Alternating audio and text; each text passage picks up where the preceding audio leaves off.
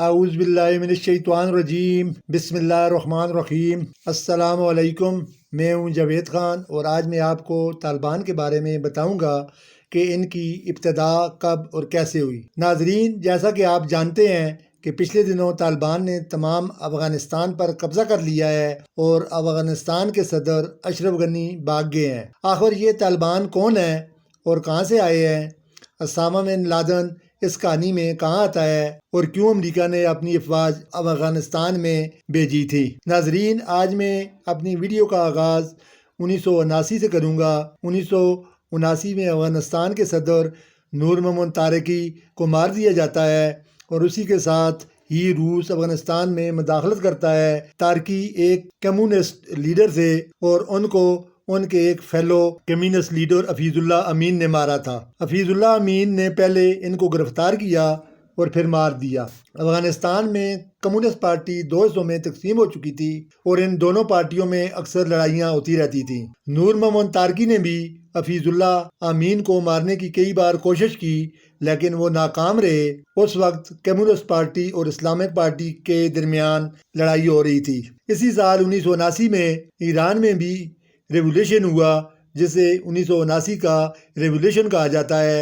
اس وقت ایران کے حالات بھی افغانستان جیسے ہی تھے، ایک طرف اسلامک تھے اور دوسری طرف کمیونسٹ نے ایران کے راجہ محمد رضا جدید سیکولرزم اور ماڈرنزم پر یقین رکھتے تھے اور ان کے دور میں ایران نے اکنامکلی بڑی ترقی کی تھی، لیکن اس وقت ان کو سطح کا بڑا لالچ تھا اور اسی لالچ میں آ کر انہوں نے اپنے مخالفوں کو مروایا اور اپنے مخالفین کی آواز کو دبا دیا، سیاسی پارٹیوں کو دبا دیا اور پارلیمنٹ کو ختم کر دیا۔ اسی وجہ سے ان کے خلاف ایک ریولیوشن ہوئی اور 1979 میں اسلامک پارٹی نے ایران کا چارج سنبھال لیا۔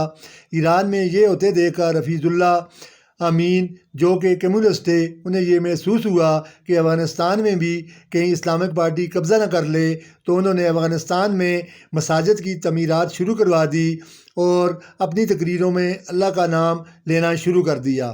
قرآن کی کاپیاں پورے ملک میں تقسیم کروائیں اور یہ سب کچھ کمیونسٹ ہونے کے باوجود، چونکہ یہ کوشش کر رہے تھے کہ کسی طرح اسلامک کو بھی اس طرف لے آئیں کیونکہ وہ ان کو بالکل پسند نہیں کرتے تھے۔ ایک مزے کی بات یہ ہے، ان تینوں رہنماؤں میں حفیظ اللہ امین، نور محمد ہو یا راجہ محمد رضا ہوں، ان تینوں کے اندر طاقت حاصل کرنے کا لالچ تھا اور یہ چیز آج کل کے بھی ہر لیڈر کے اندر پائی جاتی ہے۔ سوویت یونین میں بھی اسی طرح ہوا تھا۔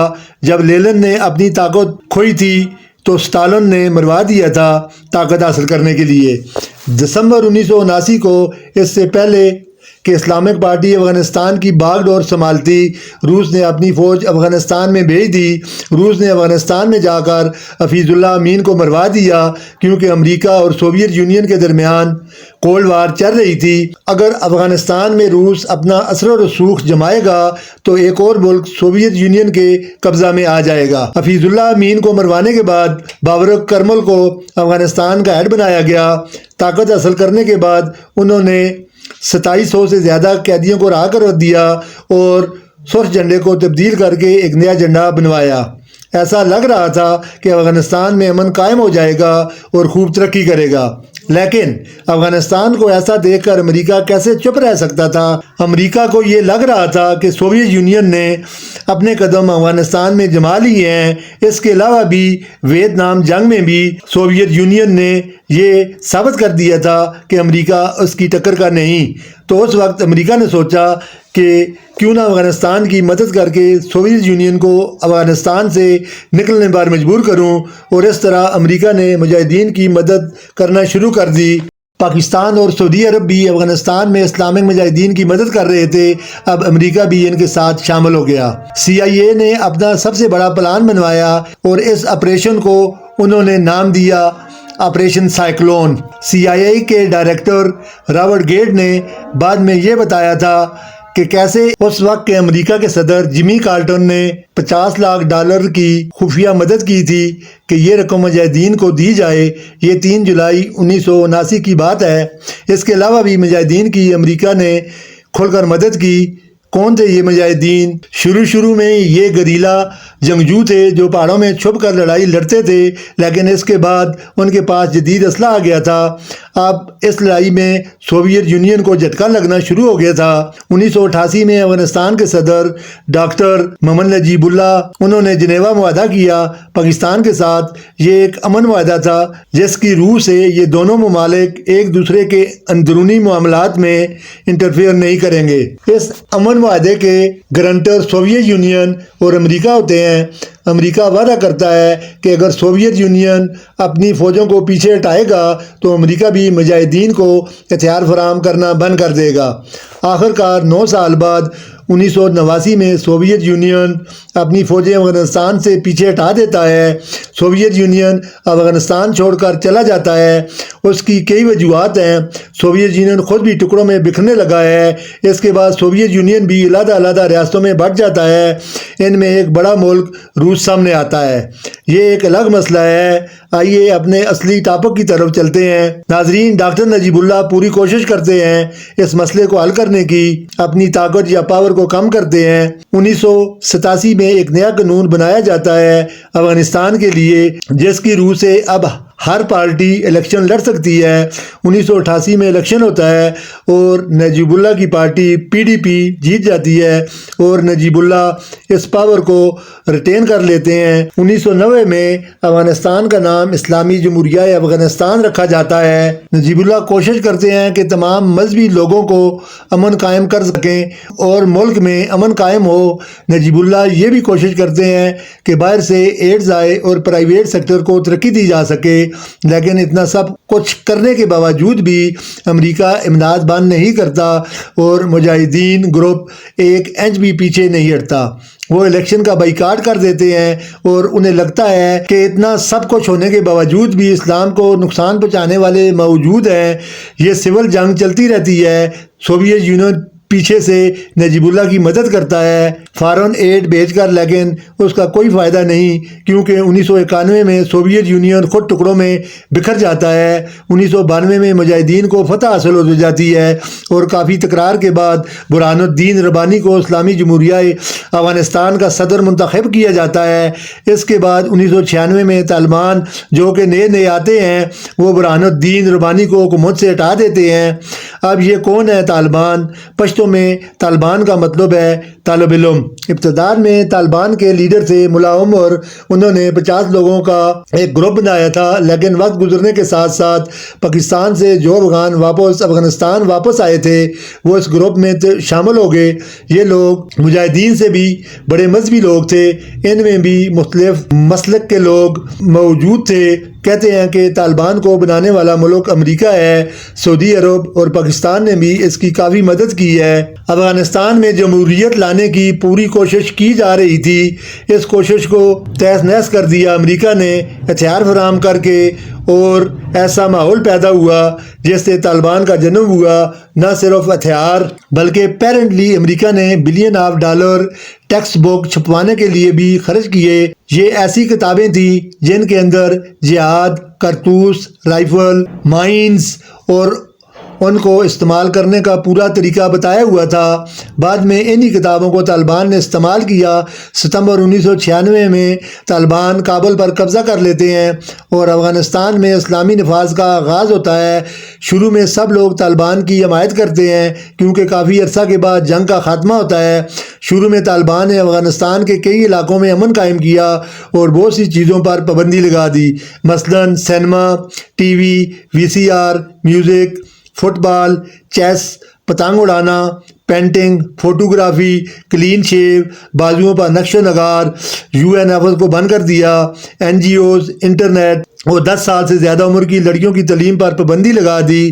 طالبان کے قانون کے اندر داڑھی رکھنا لازمی ہو گیا اور عورتوں کو اپنا پورا جسم برقع کے اندر چھپانا ہوگا۔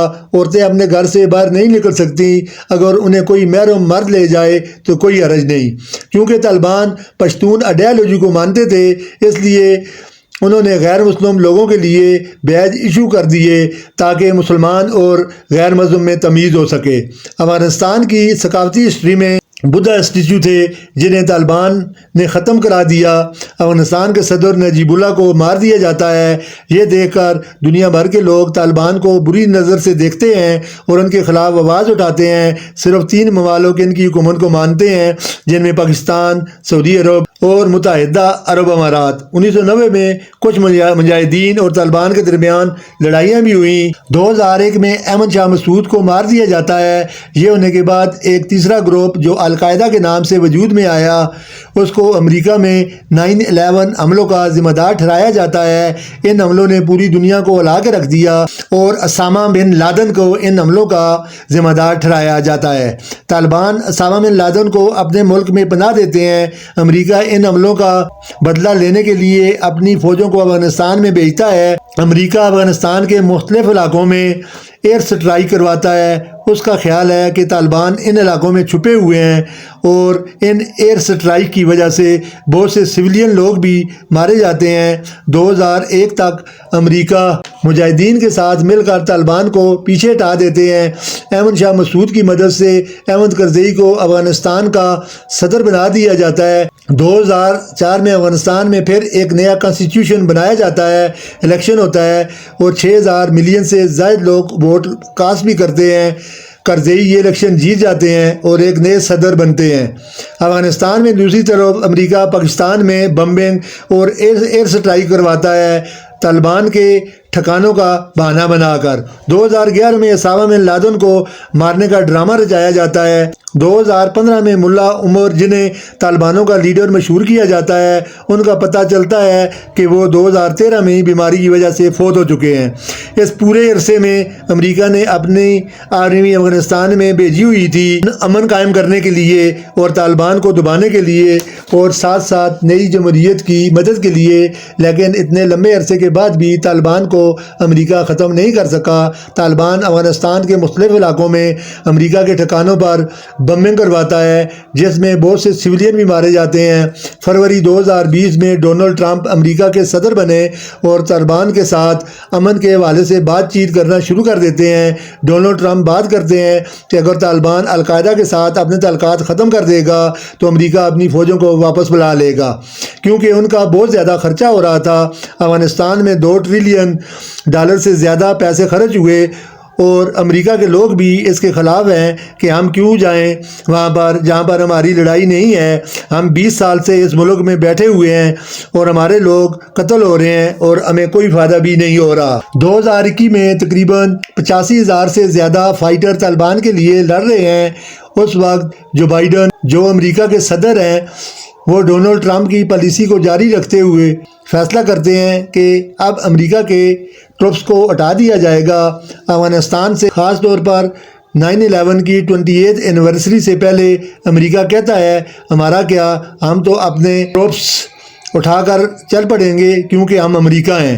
اکثر لوگ کہتے ہیں اگر امریکہ نے اپنی افواج واپس ہی بلانی تھی کہ جب 2011 میں اسامہ بن لادن کو مارا گیا تو اس کے بعد امریکہ نے افغانستان سے اپنی فوجیں واپس کیوں نہیں ملائیں؟ اور دوسری طرف اگر امریکہ کا مقصد افغانستان میں رہنے کا تھا اور افغانستان کو ایک جمہوری ملک بنانا اور طالبان کو ختم کر دینا تھا تو یہ مقصد تو بالکل پایہ تکمیل کو نہیں پہنچا ہے۔ اس مقصد میں امریکہ بری طرح فیل ہو گیا ہے کیونکہ طالبان اب پوری طاقت میں ہیں۔ جو بائیڈن کا کہنا ہے کہ ہم طالبان پر اعتبار تو نہیں کرتے، لیکن جو 3 لاکھ سولجر ہیں افغانستان آرمی کے، وہ 85,000 طالبان کو کنٹرول کر سکتے ہیں، لیکن یہ جو بائیڈن کی بھول تھی کیونکہ طالبان کا تقریباً 90% علاقہ پر قبضہ ہو چکا ہے اور انہوں نے افغانستان کی سرکار کو دھاکوں چنے چبا دیے ہیں اور افغانی صدر اشرف غنی ملک چھوڑ کر بھاگ گئے ہیں اور افغانستان نے تقریباً پورے علاقے پر کنٹرول کر لیا ہے۔ ناظرین، آپ کو میری یہ ویڈیو کیسی لگی؟ اگر آپ کو میری یہ ویڈیو پسند آئے تو لائک کیجئے گا اور کمنٹس بھی دیجئے گا۔ ایک نئی ویڈیو کے ساتھ دوبارہ حاضر ہوں گا۔ اللہ نگہبان۔